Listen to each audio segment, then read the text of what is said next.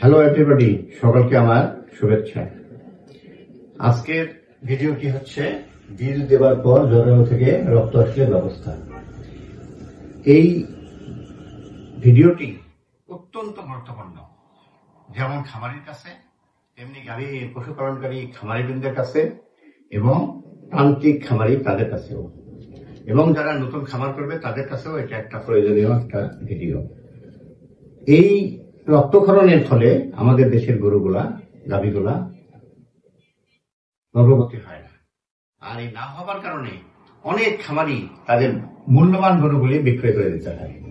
আর এই বিক্রয় করা যাতে না হয় তার জন্য আমি দীর্ঘদিন ধরে এর উপর কাজ করেছি এবং রং করে অনেক সাফল্য পেয়েছি। আমার এই সাফল্যের কথাগুলি আজকে আপনার তুলে ধরবো, যাতে আপনাদের সকলের উন্নতি হয় এবং দেশের উন্নতি হয়। তো আমাদের জানতে হবে যে এই রক্তটা কেন আসে, আর এই রক্তটা আসলে আমাদের কি করণীয়। তো রক্তটা আসার আগে আমি কয়েকটা কথা বলি। যেমন আমাদের ওভারি সম্বন্ধে কিছু ধারণা থাকতে হবে। যেমন ওভারি আমি একটা ডায়াগ্রাম দিচ্ছি, খুব ভালো হয় নাই, তবুও দেখেন এই যে আমাদের ওভারি, এই ফ্যালোপিয়ান টিউব, এই horn of uterus, body of uterus. আচ্ছা, এই যে গরম হওয়া, এই গরম হওয়ার ব্যাপারটি পুরোপুরি একটি হরমোনের মাধ্যমে হয়ে থাকে। এই হরমোনের নাম ইস্ট্রোজেন।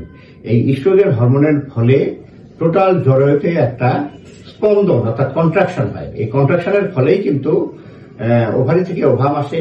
ওভামটা আস্তে আস্তে ওভারি থেকে ওভামটা বের হয়, বের হয়ে এটা ফ্যালোপিয়ান টিউবে যায়, এটা আস্তে আস্তে আস্তে আস্তে কন্ট্রাকশনের মাধ্যমে গিয়ে এই ফ্যালোপিয়ান টিউবে থাকে।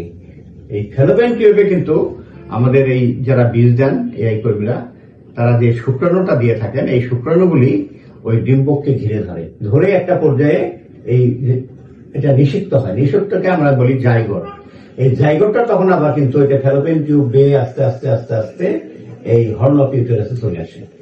আর এই টোটাল প্রসেসটাই একটা কন্ট্রাকশনের মাধ্যমে হয় এবং এটা এই হরমোনের মাধ্যমে হচ্ছে। আর এই জাইগোটটি এই হর্ন অফ ইউটেরাসে এসে বসে যায়। সাধারণত আমরা দেখছি যে রাইট হর্নে আমাদের কনসেপশনটা বেশি হয়। মেইনলি 90% ক্ষেত্রে আমরা কিন্তু ডান হর্নে আমরা এই জায়গাটা বসতে দেখি।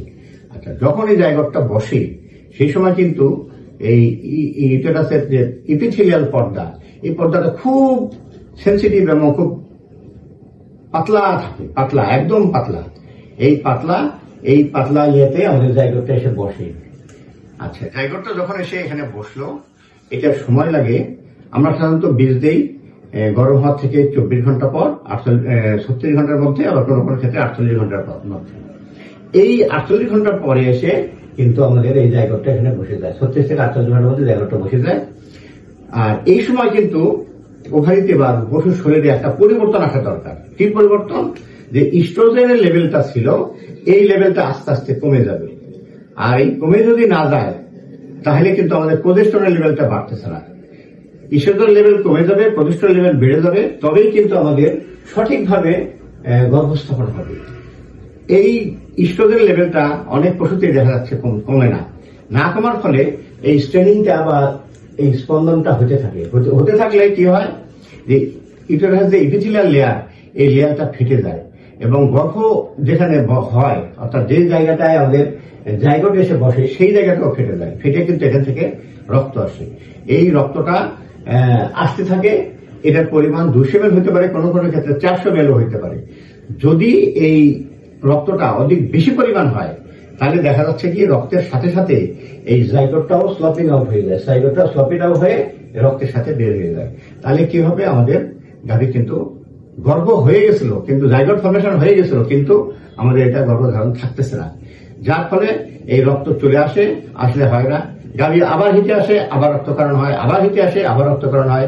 এইভাবে বারবার যখন এটা হবে, তখন কি হবে, আমার গাভীটা রিজেক্ট হয়ে গেল, গরুর দুধ শেষ হয়ে গেল, কিন্তু গাভী গর্ভ হইল না। তখন খামারের মাথায় হাত। তখন তারা কি করে, এটা হয় এমনি বিক্রি করে দেন কিছু না বলে, অথবা ভালো খামারিরা কি করেন, কষায়ের হাতে তুলে দেয়। সেক্ষেত্রে 3 লাখ টাকা দামের গাভী 1 লাখ বা 1.5 লাখ টাকা বিক্রি করে। এটা খামারের জন্য একটা বিরাট ক্ষতি, দেশের জন্য বিরাট ক্ষতি। এই ক্ষতিটাকে যদি আমি কিছুটা লাঘব করতে পারি তাহলে আমার সাফল্য এবং আমার জ্ঞান এখানেই আমার একটা সাফল্যমণ্ডিত করবে আমাকে এবং দেশের জন্য উপকার করবে। তো আমি রংপুরে এই ব্যাপারে অনেক কাজ করেছি আর আমি সাফল্য পেয়েছি। সেই সাফল্যের কথাগুলো আমি বলবো যে যখন এই ইয়েটা হচ্ছে, এই স্লপিং আউট হয়ে যাচ্ছে, এই রক্তটা যখন আসতে থাকতেছে তখন কিন্তু আমাদের কিছু করার থাকে না। আমাদের এআই কর্মী বা ডাক্তারবৃন্দ তাদের আর কিছু করার থাকে না। তারা অনেক সময় সিভিট দেয়, তারা অনেক সময় এটাকে ফ্যাসিড ইনজেকশন দেয়, কিন্তু কোনো কাজ হয় না। তো ইতিহাস যদি জানা থাকে তাহলে কিন্তু আমরা এটার একটা ব্যবস্থা নিতে পারি এবং এই ব্যবস্থাটা আমাদের আগে থেকেই নিতে হবে। যে যদি রক্ত আসে তাহলে আমাদের আগে থেকে ব্যবস্থা নিতে হবে, এটা এআই কর্মীর জানতে হবে। তো আমি এই ক্ষেত্রে আর দু একটা কথা বলি, এটা রক্ত আসার ক্ষেত্রে না, আমি অনেক ক্ষেত্রে দেখছি যে আমাদের গরুর অনেক সময় অ্যানাপ্লাজমা থাকে, থাইরিয়া থাকে বা বিভিন্ন অসুখ থাকে এবং আমরা অনেক সময় অনেক গরমে গাভীকে বীজ দিয়ে থাকি। যদি এআই কর্মী দেখেন যে গাভীর ভিতরে হাত দিয়ে, রেকটামে হাত দিয়ে বীজ দেওয়ার পূর্বে কিন্তু তাদের এটা দেখতে হবে যে হিটটা কেমন আছে। আবার অনেক সময় না দেখলে খুবই সমস্যা, গর্ভবতী গাভীও দেখা গেল যে হিটের মতো লক্ষণ দেখছে, তাহলে বাছুর আছে, সেক্ষেত্রে আমি যদি বীজ দিয়ে ফেলি বা বীজটা আমার নষ্ট হবে, আমরা যদি কষ্ট করে দিয়ে থাকি তাহলে আমার গর্ভটা নষ্ট হবে, সেক্ষেত্রে আমাদের হাত দিতেই হবে। তো দিয়ে উনি দেখবেন যে এটার ভিতরে টেম্পারেচারটা কেমন। গরমের দিনে এমনি টেম্পারেচারটা বেশি থাকে, আবার যেসব গরু অসুস্থ তাদের টেম্পারেচার বেশি থাকে। যদি অনেক বেশি টেম্পারেচার থাকে তাহলে আমরা এই কর্মীকে আমি বলবো যে আপনারা বীজ দেওয়ার পূর্বে 15 মিনিট ঠান্ডা পানি দিয়ে গাভীর শরীরটা ভিজিয়ে দিবেন, অর্থাৎ গাভীটিকে ঠান্ডা করে নেবেন, তারপর বীজ দিলে আপনারা কিন্তু অনেক সুফল পাবেন। আর সেক্ষেত্রে কনসেপশন রেট বেড়ে যাবে। আচ্ছা, তারপর আপনারা বীজ দিলেন, দেওয়ার পর আপনাদের কি করতে হবে যে রক্ত যেসব গাভীর আসে সেসব গাভীকে আপনাদের কি করতে হবে, আপনাদের একটা ট্রিটমেন্ট দিতে হবে। সেই ট্রিটমেন্টটা আমরা রংপুরে অ্যাভেলেবল পাই, ইনজেকশন ডুরাপ্রোজেন। বীজ দেওয়ার পর ইনজেকশন ডুরাপ্রোজেন 2 ml পাওয়া যায়, 3 ml পাওয়া যায়। এই ওষুধটা কিন্তু রংপুরে পাওয়া যায়, এটা ইন্ডিয়ান একটা প্রোডাক্ট। এটা আমাদের কিন্তু আমাদের দেশে কিন্তু মার্কেটিং এটা হচ্ছে না, তো খামারিরা এটা নিয়ে আসে বা রংপুরে পাওয়া যায়। এই ডুরাপ্রোজেন দিয়ে এই যেসব গাভীর রক্ত আসে সেসব গাভীকে আমরা কি করি, এই ডুরাপ্রোজেনটা যদি দিয়ে দিই, আমি 90% সাফল্য পেয়েছি, কোনো কোনো ক্ষেত্রে 100%ও পেয়েছি। তো এই গরুগুলা কিন্তু আসলে ভালো, এদের ওভারি ভালো, এদের হিটও ভালো, সবকিছু ঠিক, জাইগোটো ফর্মেশন হচ্ছে, কিন্তু এই অতিরিক্ত ইস্ট্রোজেনের কারণে এই কন্ট্রাকশনটা হওয়ার কারণে রক্তটা আসতেছে। সেক্ষেত্রে আমাদের একটা ভালো গরু কিন্তু হরমোনের ইমব্যালেন্সের কারণে কিন্তু আমাদের গর্ভবতী হচ্ছে না। সেক্ষেত্রে আমি 100% রেজাল্ট পাচ্ছি ইনজেকশন ডুরাপ্রোজেন দিয়ে। রংপুরে কমপক্ষে আমি 500 থেকে 1000 গরু এইভাবে আমি কনসেপ্ট করছি কয়েক বছরে, এবং আমি অনেক সাজেশন দিয়ে থাকি, অনেক দূরের গাভীকেও আমি খামারিকেও আমি সাজেশন দিয়ে থাকি। তো এটা হচ্ছে সবচেয়ে 1 নম্বর ধাপ। যদি আমরা এই ডুরাপ্রোজেন দিতে পারি তাহলে আপনি শিওর থাকবেন যে আপনার গরুটা গা হয়ে যাবে। এখন যদি কোনো ক্ষেত্রে আপনার ডুরাপ্রোজেন ইনজেকশন জোগাড় করতে পারলেনই না, তখন তো আপনাদের একটা ব্যবস্থা নিতে হবে। সেক্ষেত্রে আমরা মানুষের ব্যবহৃত একটি হরমোন ব্যবহার করতে পারি। মানুষের সাধারণত দেখা যাচ্ছে পপুলার কোম্পানির একটা ট্যাবলেট পাওয়া যায়, প্রোজেস্ট, এটাও প্রোজেস্টেরন হরমোন, প্রোজেস্ট ট্যাবলেট। এটা আমরা একবারে একই মাত্রায় পাওয়া যায়, 8টা ট্যাবলেট আমরা একবারে খাওয়াই দিতে পারি, এবং এটা ব্যবহার করতে হবে বীজ দেওয়ার পরপর, অর্থাৎ ইনজেকশনটা আমরা বীজ দেওয়ার পরপর দিব, এই ট্যাবলেটটাও আমরা বীজ দেওয়ার পরপর দেবো। যদি ইনজেকশন না পাই সেক্ষেত্রে আমরা দেবো হচ্ছে ট্যাবলেট। এই ট্যাবলেটটা আমরা মানুষের ব্যবহৃত, এটা 8টা ট্যাবলেট একবারই খাওয়াইলে এই ক্ষেত্রে আমরা 60% পর্যন্ত উপকার পেতে পারি। আর যদি আমরা দেখি উপরেরটাও পেলাম না, নিচেরটাও পেলাম না, তাহলে তো আমাদের শুধু বসে থাকলে হবে না, আবার সেই হিট আসবে, আবার সেই গরম হবে, আবার রক্ত আসবে। সেক্ষেত্রে আমরা একটা কাজ করতে পারি, 20% সাফল্য পেয়েছি এখানে। সেটা হচ্ছে কি, আমাদের রক্ত বন্ধের একটা ইনজেকশন থাকে ট্র্যাসিড। এই ট্র্যাসিডটা যদি দেই তাহলে আমাদের রক্তটা ক্ষরণ হবে কম। সেক্ষেত্রে আমরা যদি সাথে সাথে দিয়ে থাকি, এটা অ্যাকশন থাকে 24 ঘন্টা, তাহলে 12 ঘন্টা পর যে রক্ত আসবে সেই রক্তটা কিন্তু এটা কিছুটা প্রতিরোধ করতে পারে। আর সাথে সাথে কি করব, ট্রফিন ইনজেকশন দেবো। ট্রফিন, এটা একমি কোম্পানির ট্রফিন।